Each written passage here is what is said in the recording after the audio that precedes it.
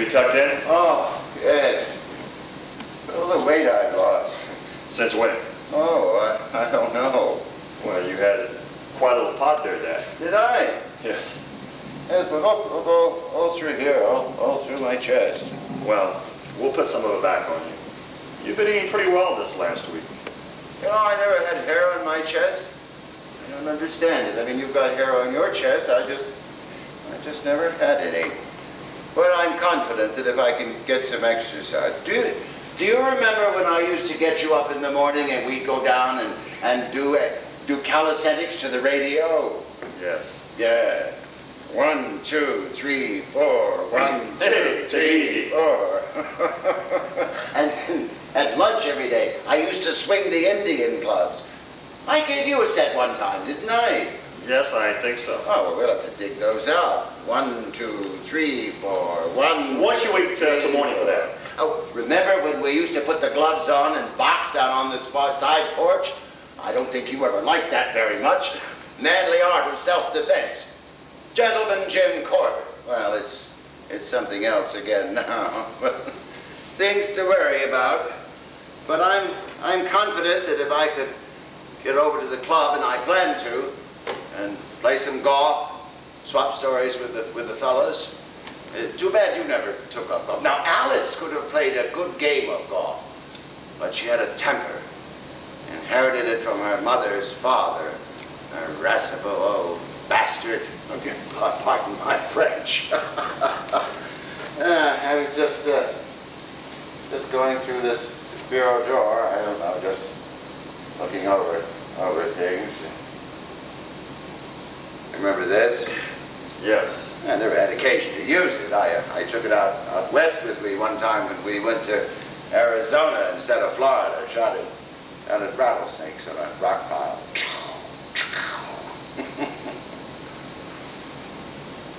I don't even have a permit for this anymore. I don't suppose I could get one now. I don't know anybody up there anymore. When I was mayor, every cop on the corner would wave at me. Oh, good morning, Mr. Garrison. How are you, Mr. Garrison? Now, one of the young whippersnappers gave me a ticket just before we left for Florida. He said I'd passed a full stop sign. That's what he said. First traffic ticket I've had in over 40 years or more of driving, so let's keep that quiet. Pictures. I think we've seen most of these, the family. You know, Dad, I've never seen a picture of your father.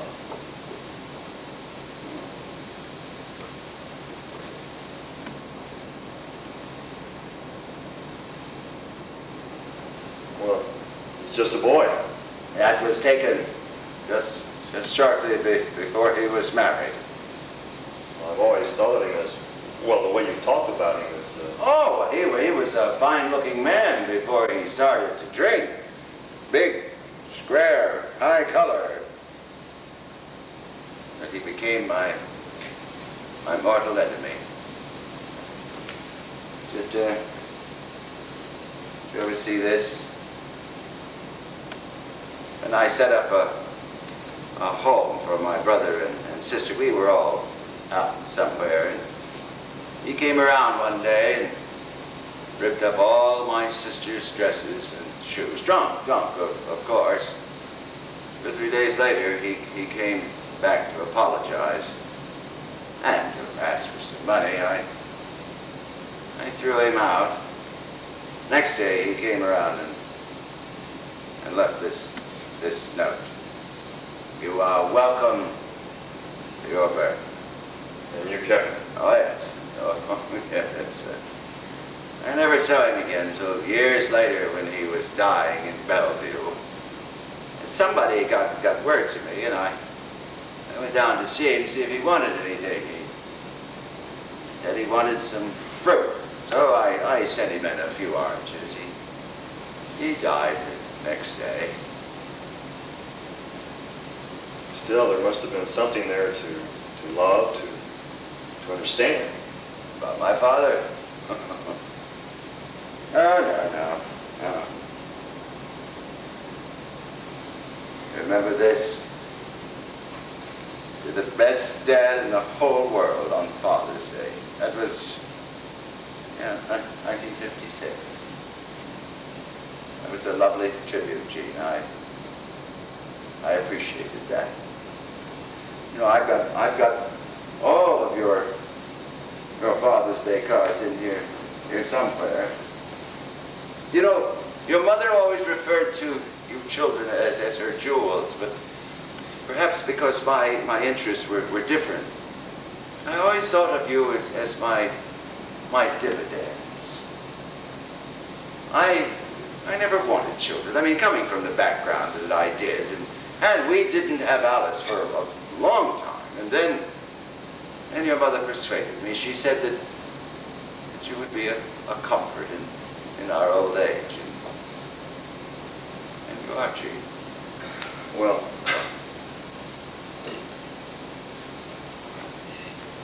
college program of yours, some bleep blood concert. Got everything in here but the kitchen stove. Do you ever sing? not in years. Oh, it's too bad. You had a good voice. I remember your mother sitting at the piano hour after hour. And I'd be up here working at my desk, and I'd hear you singing. And you always wanted me to sing when I grow too old to dream. Did I? I don't remember that. You always just seemed to be finishing as I came in. Did you used to sing that for me? No, but you always wanted me to sing it for you. Oh, well, I enjoyed sitting up here and listening.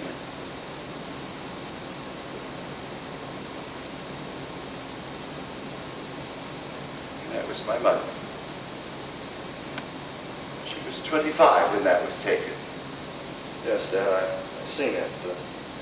She's lovely. She died the next year. I carried that with me for years in my wallet, and then I was afraid I was wearing it out, so I put it away.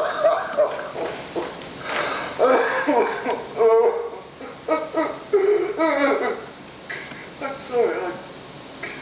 I just thought it would be like this. I thought I would go first.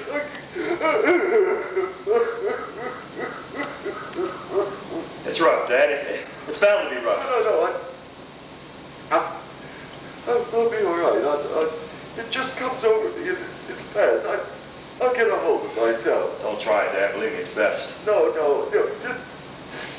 It's just. I'll be all right.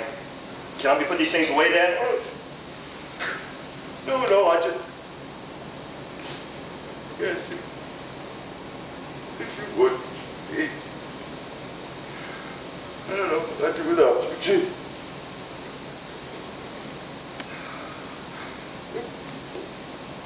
Dad. Yes? You remember when I wrote you about California and Peggy? What? The girl in California. Oh, yes. Well, I'm seriously thinking about going out there to live and to get married. Now, I know this is your home and where you're used to, but I'd like for you to come with me, Dad. It's lovely out there, just as you said, and, well, we could find an apartment for you, near us. I'd like to make a suggestion. Why don't you all come and live here? Peggy has her practice out there. All right? She's a doctor, I told you. Well, the children have their school and their friends. We have a big house here. You always liked this house. It's wonderful for children, and you used to play baseball out back, and there's that basketball thing. Dad, I want to get away from this part of the country for a while. It's been rough since Carol's death, and well, getting away would be good for you, too. Your mother would be happy to have the house full of children again, and I won't be here for very long, and then it would all be yours. That's very kind of you, but that would never work. You see, besides your work and the children, all of Peggy's family is out there. Oh, your family's here. Yes, I know. Just me, of course. You see, the children's father lived there, and they're very fond of him, and they see him a lot. Divorce. Yes. You know, Gene, I only say this for your uncle, but you went out there very soon after Carol's death, and you were exhausted from her long illness, and naturally very susceptible. And I was wondering if you really waited long enough to know your own mind. I know my own mind. I mean, taking on another man's children. You know, children are not the blessing they're supposed to be. And there's the whole matter of discipline, of keeping them in line. I mean, now you may rule with an iron hand, but at this farm... I happen to love Peggy. Did you mention this business of California to your mother? She mentioned it to me, and she told me to go ahead with her blessings. Oh, yes, which she would, of course, but I warned. For God's sake! All right, go. I can manage. Send me a Christmas card if you remember. Dad! What? I'm asking you to come with me! And I told you I'm not going. I understand that, but not send me a Christmas card if you remember! Oh, I'm sorry if I have offended you. Your mother said I must never raise my voice. Did you think I was going to make it easy for you to go the way your mother did? But I won't. If you want to go, go. God damn it! I always knew it would come to this once your mother was gone. I was only tolerated in this house because I paid the bills. Shut up! Don't you dare. Shut up! I've asked you to come with me. What do you want? What the hell do you want? If I stay here the rest of my life, it wouldn't be good enough for you. I've tried, God damn it, I've tried to be the dutiful son, to maintain the image of the good son, commanded into your presence on every conceivable occasion. Easter, Christmas, birthdays, Thanksgivings. Even that Thanksgiving when Carol was dying and I was staying in the hospital with her. We miss you so. Our day is nothing without you. Can't you stop by for an hour or two after you see Carol? You had no regard for what was really going on. My wife was dying. Is it so terrible to want to see your own son? It is terrible to want to possess him entirely and completely. There will be some papers to sign for your mother's estate. Please be sure that you leave an address with my lawyer. Oh, from tonight on, you can consider me dead. I gave you everything. Since I was a snot-nosed kid, I worked my fingers to the bone. You had everything. I had nothing. I put a roof over your head. Foot on the table! Clothes on your back. I never had. I know! You ungrateful bastard! What do you want for gratitude? Nothing! Nothing would be good enough! You represented everything you've ever given me! The orphan boy in you represented everything! I'm sorry as hell about your miserable childhood. When I was a kid, and you would tell me those stories, I'd go to my room at night and cry! But there was nothing I could do about it. And it does not excuse everything, and I am grateful to you. I also admire and respect you and stand in awe of what you've done with your life, and I would never be able to touch that. But it does not make me love you, and I wanted to love you. You hated your father. I saw what it did to you. I did not want to hate you. I don't care what you feel about me. I do! I came so close to loving you tonight. I've never felt so open to you. You don't know what it cost me to ask you to come with me when I've never been able to sit in a room alone with you. Did you really think your door was always open to me? It was not my fault if you never came in. Goodbye, Dad. I'll arrange for someone to come in. I don't want anyone to come in. I can take care of myself. I have always taken care of myself. Who needs you out? I have lived every day of my life so that I could look any man in the eye and tell him to go to hell.